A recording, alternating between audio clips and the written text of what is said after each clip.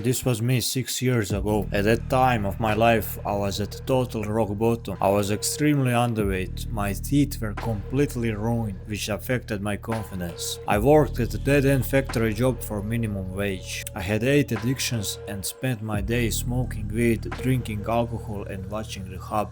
I was invisible to women and I couldn't talk to them.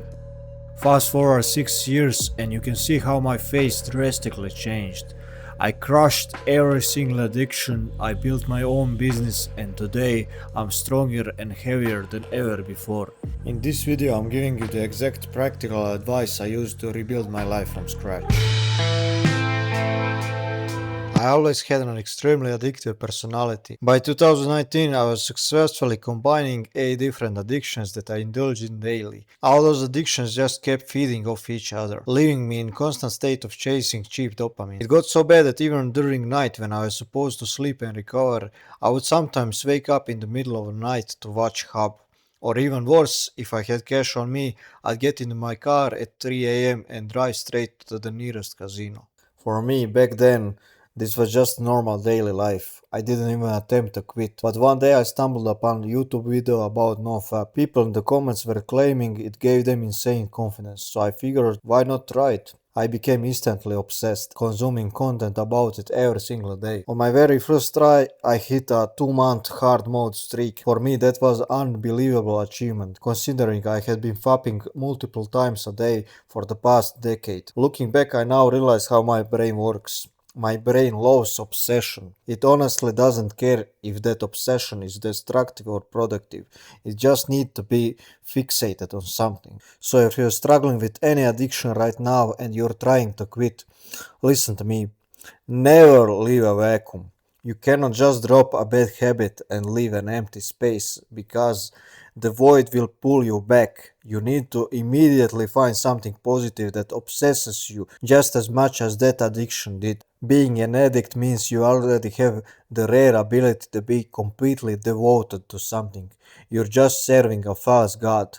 1 month into that first streak, I started working out at home and I accidentally did the exactly same thing. I obsessed over it. Fitness became the first thing on my mind when I woke up and the last thing I thought about as I drifted off to sleep. I started taking progress pictures every single week, tracking every single change. Being on off up and starting to work out was catalyst for quitting all other addictions because I started to feel healthier.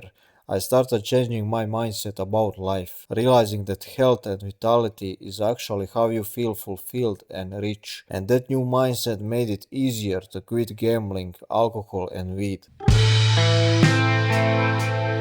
When I was still working in that factory and working out at home and going on my no-fap streaks, I stumbled upon the concept of comfort zone. I started obsessing over it daily. That's when the harsh reality hit me. If I wanted to break out of this rut and actually change my life, I had to make a massive, uncomfortable risk. So I made a radical decision. I quit my factory job with absolutely no backup plan. A few months later, I got an opportunity to work abroad for a much better salary. Now I realize that single move changed absolutely everything. It gave me the balls to take risks later on in my life. It gave me the ability later on to risk and open my own restaurant. It gave me the confidence to finally lose my virginity at 26 and start dating women serially. It was that one bold move that fueled every single fearless decision I made in the future. For years I struggled to build my body. I constantly blamed my bad genetics, thinking I was just cursed. I had developed a crazy work ethics in the street workout parks, training every day, but the results were simply not there. That's when I realized I was doing it wrong entire time. As a hard gainer you cannot afford to eat only 300 calories surplus. Your body is a machine. It will easily find ways to burn those extra calories through thermogenesis or involuntary movement. It always wants to be in homeostasis. If you want to force your body to grow, you need to stuff your face and maintain massive caloric surplus, especially when you're a hard gainer. Once I did that, I gained muscle fast. Over time, I realized the harsh, unspoken truth. Physical size of a man dictates how the world treats you. The bigger you are, the more men respect you, and the more women are naturally attracted to you. you. It's a primal subconscious program that humans cannot turn off. You need to use this to your advantage. I remember exactly how people treated me when I was fragile 53 kilograms compared to how they treat me today at 83 kilograms. The difference is night and day. Because of my severe addictions and crippling social anxiety, I had no idea how to behave around women, so I did what was easiest. I avoided them entirely. It wasn't until I was 23 that I forced myself to go on my very first date. It was painfully awkward. At that time, my teeth were still ruined from years of neglect, and I was desperately saving up every dollar to fix them. That period taught me a massive lesson. Your physical appearance directly dictates your confidence and charisma. I used to think I was just born without charisma, but I was wrong. I kept promising myself once I fix my teeth, I will start dating seriously. I refused to catfish girls or hide behind a fake persona. That's why I kept delaying it. But being a 26-year-old virgin haunted me like nothing else in my life. It was hell, heavy burden to bear every single day. When I finally got my teeth fixed, I decided to wage war on my situation. I started approaching girls in public with a friend, made a Tinder account, and began texting multiple women daily. Years before this, I had studied the red pill. I understood the theory perfectly, but I lacked the execution. The first real date was a massive breakthrough, but I was still anxious and she sensed it. But on the very next date, something clicked. I got completely relaxed. That night at 26, I lost my virginity. From that moment on, I started dating new women almost every weekend, aggressively making up for all the years that I had lost in my youth. I even entered a 3-month relationship before realizing it's time to end it and focus on my purpose. Through all of this, I realized one undeniable truth. Boldness is everything. Your physical appearance gets your foot in the door, but once you secure the date, you must completely destroy any timidness inside of you. As Robert Greene's 28 Law of Power states, enter action with boldness. Women can sense uncertainty from mile away, and the moment they smell it, they lose interest. Be bold, even if you make mistake. A woman will always respect a man who is boldly incorrect over a man who is timidly right. Before I started dating, I began working as a taxi driver, combined with similar tension and abstaining from porn, which finally cleared the fog in my brain. This job became my training ground. It taught me the art of small talk. As a driver, you don't even need to force a conversation. A certain percentage of passengers will always initiate. Over time, I got better at it. This is how I built my emotional intelligence, a skill that is absolutely crucial for dating. You cannot excel with women if you cannot read signs. When you are a driver,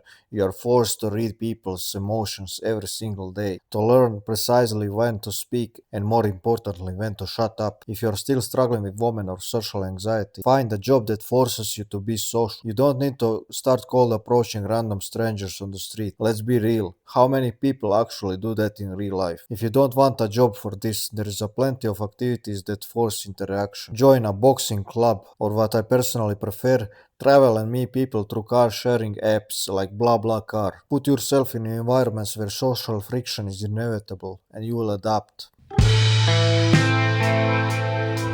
Over the years, the reality of trading my time for pennies at shitty factory jobs and bakeries became unbearable. I refused to live like a slave, so I transitioned to food delivery. It wasn't glamorous, but it gave me control over my time. I grounded daily, cut my expenses, and aggressively saved every single euro. After a year and a half of grinding on the streets, I had enough capital to take a real leap. I teamed up with a partner and we opened a pickup and delivery restaurant. By taking that massive financial risk and dedicating 100% of my focus to that project, I learned the ultimate rule of entrepreneurship. You must have an unshakable vision and you must protect it under any circumstances. But I also learned an equally brutal lesson. You must always have an exit strategy. After almost 3 years, the market shifted and the business started heading downhill. Because we didn't let our egos blind us, we executed our exit and sold the company while it still had real value. Today, I see things with absolute clarity. Running a traditional physical business is pure hell in 2026. The overhead, the logistics, the local restrictions, it's a trap. If you want true freedom, digital assets are the only way forward. Digital path provides extreme asymmetrical leverage and unlimited scaling possibilities with zero geographic boundaries. When you look at all of those phases, the addictions, the risk taking, the physical transformation, the social adaptation, the business leaps, they all lead to one singular truth. You cannot change your life by just changing your habits. You have to destroy your old identity. You have to kill the version of you that accepts mediocrity, the version that shrinks in fear, that has limiting beliefs, that serves false gods of cheap dopamine. 6 years ago I was fragile, 53 kilogram factory worker with ruined teeth and zero future. If a guy from that absolute rock bottom can wage war on his reality and win, what is your excuse? Your genetics aren't holding you back. Your charisma isn't missing. You've just been comfortable for too long. It's time to embrace the friction and build your empire from scratch. This is the Conan arc.